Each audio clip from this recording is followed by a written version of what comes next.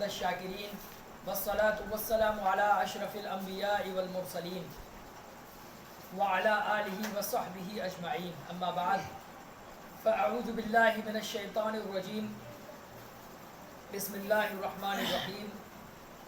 قال اللہ تبارک و تعالی ان الصلاة تنہی عن الفحشاء والمنکر،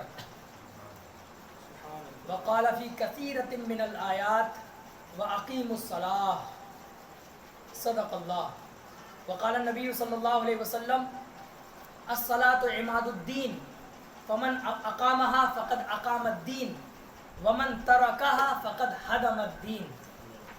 صدق رسول اللہ صلی اللہ علیہ وسلم۔ درود شریف پڑھیں۔ اللہم صل علی سیدنا و مولانا محمد معدن الجود والکرم وآلہ وبارک وسلم، صلاۃ و سلام علیک یا رسول اللہ صلی اللہ علیہ وسلم۔ آج آپ لوگوں کے سامنے میں پھر سے ایک بار حاضر ہوں، اور آج کا ٹاپک ہے بڑا پیارا، نماز کے بارے میں۔ سبحان اللہ۔ اس کے بارے میں نماز، اس عبادت کے بارے میں جو تمام عبادتوں میں سب سے زیادہ اہم ہے، بے شک۔ ہے نا۔ آج تو موسم اچھا ہے، لوگ کم کیوں آئے ہیں؟ آ رہے ہوں گے؟ خیر، تو میں نے جی تو میں نے اپنے خطبے میں 2 آیتیں پڑھی اور ایک حدیث سنائی آپ کو نماز کے بارے میں، نماز کی اہمیت کے بارے میں۔ نماز پڑھنا فرض ہے، کسی کو کوئی شک؟ یہ تو سبھی کو معلوم ہے نا۔ ایسا فرض ہے کہ جب تک سخت شرعی مجبوری نہ ہو تب تک نماز معاف نہیں ہوتی کسی، ہے نا۔ اور وہ شرعی مجبوری کیا ہوتی ہے؟ جو شریعت نے متعین کی ہو۔ یہ نہیں ہے ہم اپنی مرضی سے کوئی بھی چیز مجبوری سمجھ لیں اور نماز چھوڑ دیں، ہے نا۔ عام طور پہ آپ نے دیکھا ہوگا جب کوئی شریعت کی بات آتی ہے تو آدمی اس چیز کو چھوڑتا ہے اور اس پر یہ کہتا ہے کہ بھائی مجبوری ہے اس لیے ہم نے چھوڑ دی۔ تو آپ کو یہ سمجھنا ہے جو مجبوری ایکسیپٹڈ ہے شریعت کے نزدیک، وہ مجبوری ہے جسے شریعت کی کتابوں میں مجبوری مانا گیا ہے۔ آپ سمجھ رہے ہیں؟ وہ مجبوری نہیں ہے جسے ہم مجبوری سمجھ رہے ہیں۔ تو ہمیں یہ دیکھنا چاہیے کہ جس چیز کو ہم مجبوری سمجھ رہے ہیں، کیا اس چیز کو مجبوری شریعت نے بھی سمجھا ہے؟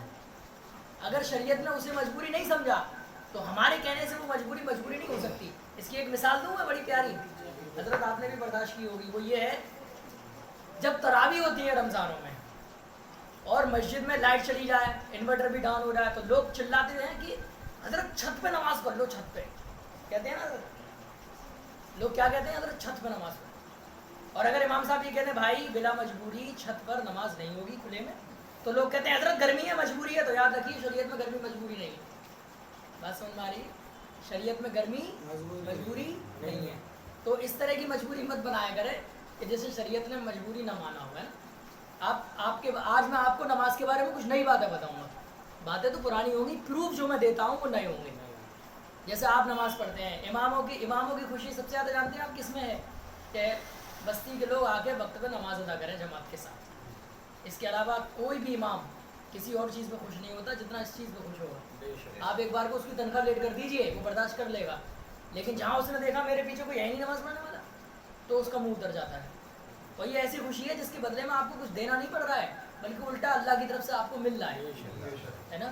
میں نے جو آیت پڑھی، اللہ عز و جل نے قرآن میں 100 سے زیادہ مقام پہ فرمایا، 1-2 جگہ نہیں اور 100 جگہ پہ نہیں، میں کہہ رہا ہوں 100 سے کئی زیادہ فرمایا اقیم الصلاۃ، اور نماز کو قائم کرو۔ کیا کرو؟ نماز کو قائم کرو۔ اور پھر دوسری آیت میں فرمایا ان الصلاۃ تنہی عن الفحشاء والمنکر، نماز جو ہے یہ بے حیائی سے بچاتی ہے اور گناہ سے بچاتی ہے۔ کس سے بچاتی ہے؟ اچھا میں آپ سے ایک سوال کرتا ہوں، آپ نے دیکھا ہوگا بہت سارے نمازی ہیں لیکن اس کے باوجود وہ گناہ کر رہے ہوتے ہیں، تو پھر آخرکار وہ گناہ سے کیوں نہیں بچتے؟ تو اس کی وجہ جانتے ہیں آپ کیا ہوتی ہے؟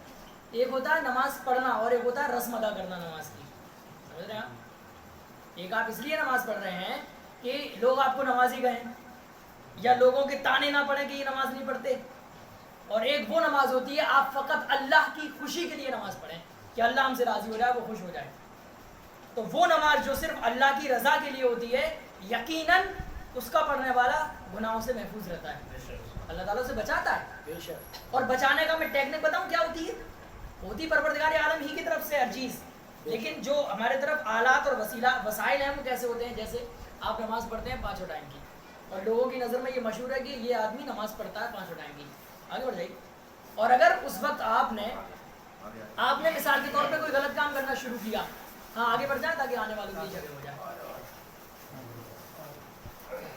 مثال کے طور پہ جیسے آپ نمازی ہیں، اور یہ چیز سمجھ لیں آپ کے نمازی ہونے کے بعد معاشرے میں آپ کو لوگ جانتے بھی ہوں کہ آپ نمازی ہیں، ٹھیک ہے، اور آپ کا دل کیا کوئی گناہ کرنے کا اوپنلی، مثال کے طور پہ کوئی ایسی چیز ہو جس سے شریعت میں زیادہ سخت حکم نہیں لگایا گیا، جیسے سگریٹ پینا ہے، ٹھیک ہے، یا اس سے بڑے گناہ لے لیجئے، کسی کو گالی گلوچ دینا ہے اوپنلی، گالی کے علاوہ شراب پینا ہے، چوری کرنا ہے، کسی کی بے ایمانی کرنا ہے، تو آپ کے دل میں یہ خیال آئے گا یار میں یہ گناہ کر رہا ہوں، لوگوں کو پتہ لگے گا تو لوگ تانے دیں گے یہ کیسا نمازی ہے، تو آپ اس ڈر سے اس گناہ سے فوراً رک جائیں گے.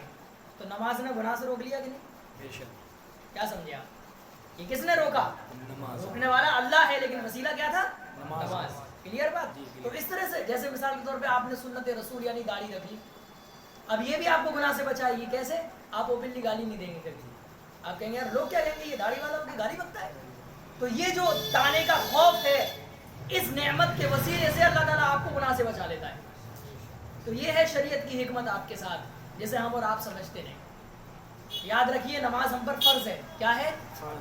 آقا صلی اللہ علیہ وسلم نے ارشاد فرمایا کہ الصلاۃ عماد الدین، کہ نماز جو ہے وہ ہمارے دین کا ستون ہے، کھمبا جس پر ٹکی ہوتی ہے ساری چیز. ایک تمبو لگایا جاتا ہے ٹینٹ، اس میں دیکھا ہے جو مین کھمبا ہوتا ہے، یہ والے ٹینٹ نہیں، دعوت والے جو لوگ رہتے ہیں تمبو میں، جپسی بنجارے لوگ اور ادھر کے لوگ جو آتے ہیں خانہ بدوش، آپ نے دیکھا ہے وہ بیچ میں ایک ہی تمبو رہتا ہے ان کا مین، جس پر پورا ٹینٹ ٹک جاتا ہے، وہ بیچ میں پھر زمین میں گاڑ گاڑ کے اسی سے رسی سے باندھ دیتے ہیں. تو یہاں پہ وہ والا کھمبا مراد ہے. حضرت کھمبے کی وضاحت کرنا ضروری تھی کیونکہ عام طور پہ ایسے کھمبے لوگ جانتے نہیں ہیں، ایسے کھمبے سمجھتے ہیں لوگ کہ اگر ایک گر گیا تو کوئی فرق نہیں پڑے گا، لیکن یہ کھمبا ہے حدیث میں، وہ یہ والا کھمبا ہے کہ اسی پر پوری چیز ٹکی ہو. ٹھیک ہے، تو آقا نے فرمایا الصلاۃ عماد الدین، یہ جو نماز ہے یہ دین کا ایسے ہی والا کھمبا ہے، یہی والا ستون ہے. فرمایا ومن اقامہا فقد اقام الدین، جس نے نماز کو قائم کیا تو اس نے دین کو قائم کیا. جس نے نماز کو قائم کیا تو اس نے، اور پھر فرمایا ومن ترکہا، اور جس نے نماز کو چھوڑ دیا فقط ہدم الدین، اس نے دین کو ڈھا دیا. کیونکہ آپ سب جانتے ہیں اگر وہ بیچ کا کھمبا ہٹا دو تو پوری تمبو زمین کا ہے. دیکھیں آقا صلی اللہ علیہ وسلم نے کتنی پیاری مثال دے کر، اب کوئی ایسا ہے کسی کے اندر جرأت ہو کہ اپنے دین کو ڈھا دے، کسی میں احمد، لیکن ہم ڈھا رہے ہیں نماز چھوڑ چھوڑ کے برابر ڈھا رہے ہیں اور ہمیں احساس بھی نہیں ہوتا. گناہ اتنا ہی پڑنا ہے جتنا ڈھانے کا گناہ ہے. اور دین کو ڈھانے کا تصور کریے، جب کسی مکان کو ڈھایا جاتا ہے تو کیا مطلب؟ سب کچھ ختم، اس کا، اس کی چھت، اس کی دیواریں، اس کی کھڑکیاں، اس کے جنگلے، سب کچھ ختم. تو کیا دین کے ساتھ کوئی ایسا کر سکتا ہے؟ دین کو کوئی ڈھا سکتا ہے؟ لیکن ہم برابر نماز کو چھوڑ کر دین کو ڈھا رہے ہیں. یہ گناہ برابر ہمارے نامہ اعمال میں لکھا جا رہا ہے، لیکن ہمیں احساس نہیں ہے. نامہ اعمال وہ رجسٹر ہے حساب کا کہ جس میں کوئی چیز چھپنے والی نہیں ہے نا. اللہ نے اس کتاب کے بارے میں فرمایا ہمارے پاس ایسی کتاب ہے ینطق بالحق، جو حق کے علاوہ کچھ نہیں بولتی ہے نا. ایک جگہ فرمایا جب قیامت کے دن حساب ہوگا تو وہی انسان والی سوچ ہوگی. انسان سوچے گا جیسے ہم لوگ کوئی جرم کر دیتے ہیں تو لوگوں کے سامنے کھڑے ہو جاتے ہیں ایسے کہ کسی کو خبر نہیں ہوگی، یہی خیال انسان کا وہاں بھی ہوگا.